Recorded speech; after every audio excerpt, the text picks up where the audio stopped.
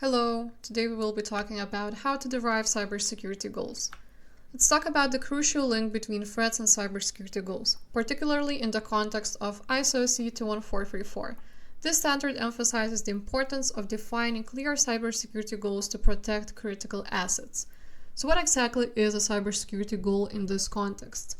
Essentially, it's a concept-level requirement that focuses on safeguarding assets that, if compromised, could lead to a damage scenario. These goals form the foundation upon which lower-level security requirements are built. Organizations leverage these cybersecurity goals to develop policies that guide their protection strategies. This ensures that every aspect of the system, from design to deployment, is aligned to defend against potential threats. So why is it so important to define these goals? The primary purpose is to prevent the compromise, detection, and monitoring of critical systems known as the target of evaluation by potential attackers. By establishing robust cybersecurity goals, we can protect sensitive components like diagnostic systems, control units, and communication interfaces from malicious activities. Now let's break down the characteristics of a well-defined cybersecurity goal. Necessary. The goal must be essential for mitigating identified threats. If it's not tied to an actual risk, then it's not a priority. Complete. It should address all relevant aspects of identified threats comprehensively, leaving no gaps. Feasible. The goal must be achievable with the available resources and technology. There's no point in setting goals that can be realistically implemented. Unambiguous. It should be clearly defined and easy to understand with no room for misinterpretation. And avoid imprecise quantifiers. The goal must be specific. Avoid using vague terms like sufficient or adequate, which can be open to interpretation. A few examples of what these goals might look like in practice. For example, secure diagnostic data transmission.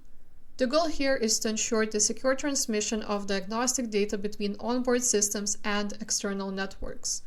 The supporting controls might include data encryption using standards like TSL to prevent unauthorized data interception. The risks addressed include data tampering or unauthorized access during diagnostics. Another example is protect diagnostic interfaces and access points. This goal focuses on securing access points used for diagnostics to prevent unauthorized access. Implementing access controls such as authentication and authorization can help limit who has access to these critical interfaces. The threats mitigated include unauthorized commands or data extraction through diagnostic ports. When it comes to deriving cybersecurity goals, the TAR plays a critical role. We begin by considering the context in which the TAR is being developed. This involves clearly defining the item under consideration, understanding the operational environment in which the item will function, identifying the critical security properties that must be maintained, such as confidentiality, integrity, and availability. The expected outcomes of this process include establishing a clear cybersecurity goal, creating cybersecurity claims to achieve these goals, defining the assets and interactions that need protection. The process typically starts with defining the item, moves through identifying critical interactions, and ends with establishing robust cybersecurity goals. One common question that comes up is whether you can use a hazard analysis and risk assessment to define cybersecurity goals. The answer here is a clear no.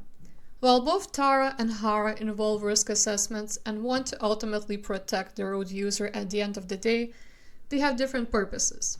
TAR focuses on protecting information integrity and preventing malicious attacks. HARA, on the other hand, is all about protecting human life and physical assets by ensuring operational safety. HARA looks at accidental system failures, while TARA is concerned with intentional attacks. For example, TARA would address threats like unauthorized access to vehicle systems, while HARA would focus on ensuring airbags deploy correctly in an accident. A cybersecurity concept is essentially a high-level requirement that ensures the item in question meets specific cybersecurity goals. This includes both hardware and software, and it's critical to verify that these goals align with the intended functionality of the system. In practice, this involves confirming that the cybersecurity concept aligns with both the requirements for the item itself and the broader operational environment in which it functions. It also encompasses cybersecurity controls that protect against potential threats. A cybersecurity claim is a statement about a risk that you are addressing. This becomes particularly important when you are transferring risk to the cybersecurity environment. Unlike cybersecurity goals, which are broad, cybersecurity claims are focused statements that specify what needs to be protected and how. These claims are crucial for addressing risks that might not be directly covered by your initial cybersecurity goals, but are still relevant to the overall system security. Generally, when you have risks that the risk statement is that you are retaining or sharing, this would fall under it becoming a cybersecurity claim, and you would include a justification along with it. Before we end this section, let's think about some goals we can come up with for an example. What are some security goals we can set for a headlamp control system? And once again, you can pause and take some time to think for yourself. Let's move on. We already know the following must be true, but what are some security-specific goals that can be set? Headlamp control must always be available to driver, vehicle is powered on. Must turn on when initialized by reduced sun exposure or driver input.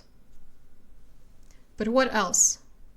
How about ensure secure transmission of data and control signals between the headlamp control unit and other vehicle systems? Also, ensure that diagnostic data related to the headlamp system is protected from unauthorized access. Implement secure boot processes and software integrity checks to ensure that only authorized software can run on the headlamp control module.